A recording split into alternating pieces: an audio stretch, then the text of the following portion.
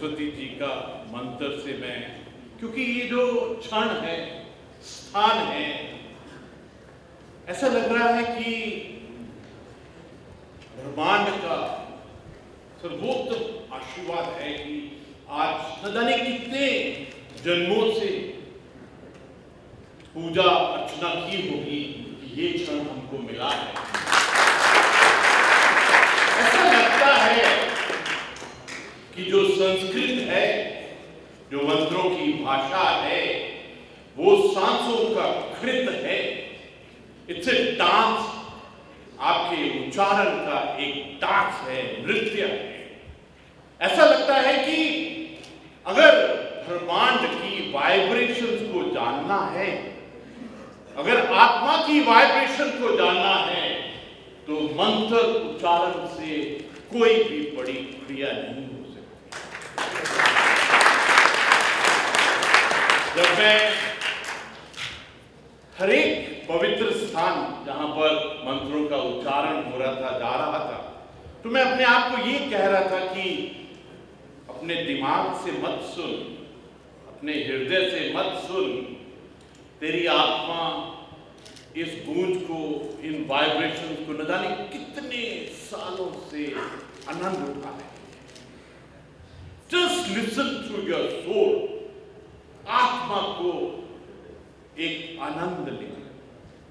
मुझे ऐसा लगता है कि ये जो आज हमने मंत्र सुने और जो हमारी नारी शक्ति ने मंत्र किया, उनका मंत्रों का जो उच्चारण था, अपने आप से आत्मा के ऊपर में ऐसा इंपैक्ट, इफेक्ट और रिजल्ट कर रहा था कि ऐसा लग रहा था कि ब्रह्मांड की जो वाइब्रेशंस है, ब्रह्मांड का जो स्पेक्ट्रम है, उसको अगर पहचानना है तो मंत्रों का उच्चारण और उसका आनंद लेने का तरीका सीखो। आपको दिव्यता, भव्यता से, हर एक उत्तराखंडी की तरफ से, हर एक भारतीय की तरफ से, संपूर्ण मानवता की तरफ से आपको इस देवभूमि, तपभूमि, ज्ञान भूमि, ऋषि संतों की भूमि, हिमालय की भूमि, गंगा मां की भूमि, शिव जी के आंगन में आपका स्वागत है।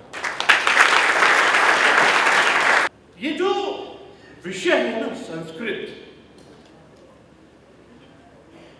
ये बहुत गहरा, और ये हमारे, मैं कहूंगा कि हजारों साल का ऐसा ज्ञान, विद्या, बुद्धिमता, विजडम का भंडार है। मैं आपसे साझा करना चाहता हूं। एक दिन मैं विवेकानंद मिशन के स्वामी जी के साथ में बैठा हुआ था। मैंने उनको कहा, बहुत नम्रता से मैंने उनको कहा कि स्वामी जी, हर एक स्वामी के पास में एक लैपटॉप, एक एंड्रॉयड, एक आईटैब होना चाहिए, क्योंकि जिस प्रकार से नॉलेज इंडस्ट्री, ज्ञान बढ़ रहा है, जो ट्रांसफॉर्मेशन, मॉडर्नाइजेशन हो रही है, और जो आर्टिफिशियल इंटेलिजेंस आ रही है, इसका ज्ञान होना हर एक को जरूरी है। तो आई वुड रिक्वेस्ट कि हर एक स्वामी जी अपने आप को आर्टिफिशियल इंटेलिजेंस से, हर एक ऋषि मुनि अपने आप को इस आर्टिफिशियल इंटेलिजेंस से अवगत कराए। स्वामी जी ने कहा, राज्यपाल जी, मैं आपसे बिल्कुल सहमत हूं कि हर एक स्वामी, संत, ऋषि को आर्टिफिशियल इंटेलिजेंस से जुड़ना जरूरी है, क्योंकि ये आर्टिफिशियल इंटेलिजेंस आने वाले समय में एब्सोल्यूट इंटेलिजेंस, मतलब संपूर्ण इंटेलिजेंस की तरफ जाएगा। फिर हम बात करते रहे और आखिर में इस नतीजे पर पहुंचे कि ये आर्टिफिशियल इंटेलिजेंस एब्सोल्यूट इंटेलिजेंस और उसके बाद में कॉस्मिक इंटेलिजेंस में जाएगा। और वो कॉस्मिक इंटेलिजेंस, ब्रह्मांड की इंटेलिजेंस, वो ऐसी इंटेलिजेंस है जो हर एक भारतीय के आत्मा और डीएनए और सोच, विचार, धारणा के अंदर है। मुझे ऐसा लगता है कि हम सबकी जिम्मेवारी है कि हम उस कॉस्मिक इंटेलिजेंस को किस प्रकार शोध और रिसर्च से पूरे मानवता के साथ में साझा करें। We have a huge responsibility. एक हमारी और जिम्मेवारी है कि हम किस प्रकार शोध और रिसर्च करके, क्योंकि कभी कभी ऐसा लगता है कि दो पोल्स हैं, दो खंबे हैं। एक खंबा है जो हमारी सभ्यता, संस्कृति, संस्कृत, आयुर्वेद, योगा, इन सब का ज्ञान रखता, जो हमारा प्रभु का सबसे बड़ा हमको वरदान है। और दूसरी तरफ ये जो transformation, modernisation, artificial intelligence, metaverse, quantum computing है, हमारी जिम्मेवारी इस क्षण में है हम दोनों को किस प्रकार से मिलाएं। क्योंकि संस्कृत की भाषा, ये मंत्रों की भाषा और कंप्यूटर की भाषा में कोई भी डिफरेंस नहीं है। मुझे ऐसा लगता है कि हम सब जो बैठे हुए हैं, हमारे अंदर ही ये आर्टिफिशियल इंटेलिजेंस, मेटावर्स और सब ग्रंथों का, सब वेदों का ज्ञान, मुझे ऐसा लगता है each one of you, I can see आपके अंदर में जो विवेकानंद जी का डीएनए है, खून, सोच विचार है, वो सबके अंदर में है। All that we got to do is कि हम पहचाने कि हमारी सेल्फ वर्थ और सेल्फ वैल्यू क्या है। मुझे ऐसा लगता है ये 3 दिन, जब भी 3 का जिक्र आता है, ऐसा लगता है ये शिव जी का त्रिशूल है। ये 3 दिन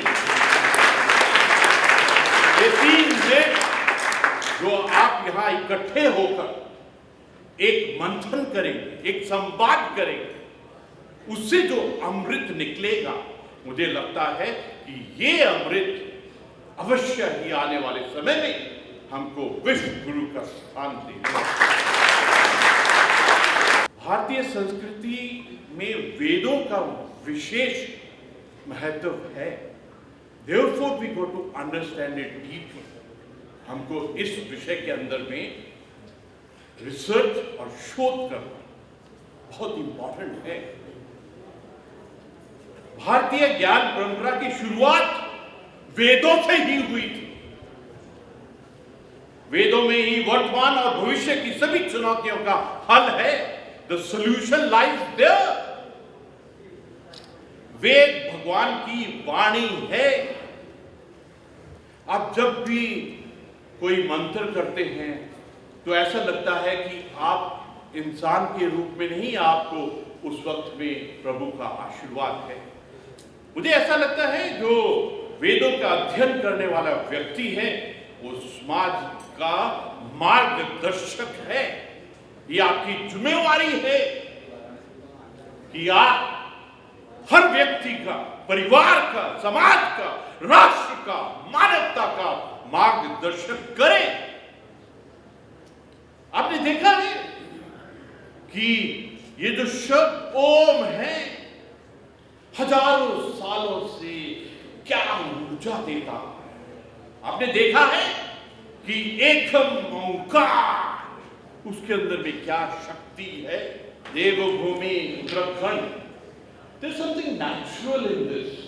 यहाँ की जो दिव्यता है, भव्यता है, पवित्रता है, बिल्कुल अलग ही है। जब आप गंगा मैया के तट पर होते हैं तो आपके अंदर में जो सोच विचार आते हैं वो बिल्कुल अलग है।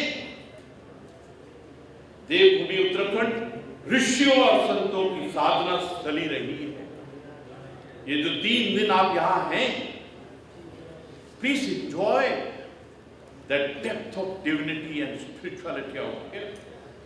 जो वैदिक संस्कृति और वेदों की शिक्षा की पावन भूमि रही है। यहाँ के कण कण में ऋषि मुनियों का तप और ज्ञान का वास है। वेदों का पठन पाठन का कार्य इस पावन भूमि पर हजारों वर्षों से चला आ रहा।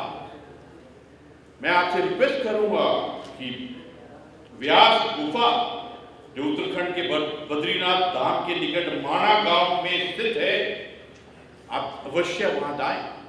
ये एक ऐतिहासिक और पवित्र स्थल है।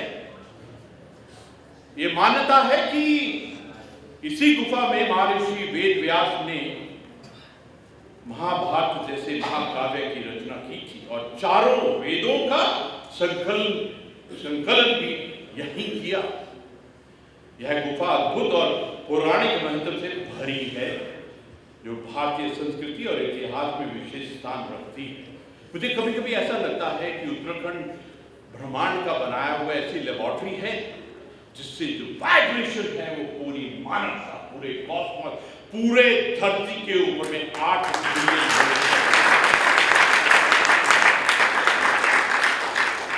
सनातन वैदिक संस्कृति का मूल स्रोत, द बेसिक फाउंटेन हेड, हमारी अमूल्य धरोहर वेद है।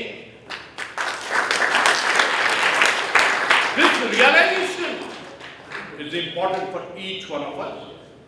मुझे बहुत खुशी है कि आप वेदों और उपनिषदों में और उनके मंत्रों से आप अलग स्तर पर हैं। आप आत्मा, परमात्मा और ब्रह्मांड के विषय में गहन चर्चा करेंगे। But most important is to share. मैं इंतजार करूंगा कि आखिर में इसका निचोड़ क्या हुआ। हमारे लिए बहुत जरूरी है कि हम राष्ट्र सर्वोप्रिय, नेशन फर्स्ट और उस एकम को जोड़ते हुए अपना सब कार्य करें। मैं आज के ये जो क्षण हैं, ये जिंदगी के, जीवन के, मुझे ऐसा लगता है कि मेरे पिछले कई जन्मों के और आने वाले जन्मों के ये सबसे सुंदर सुंदर। मैं डॉक्टर कृष्ण गोपाल जी को बहुत बहुत धन्यवाद देता हूँ कि आपने कितने सुंदरता से एकम के बारे में कहा, कितनी गहराई से कहा। और मुझे ऐसा लगता है कि इस परिवार ने जिस प्रकार सुना है, और हमको सबसे ज्यादा जरूरत है राष्ट्र सर्वोप्रिय और राष्ट्र एकता और अखंडता।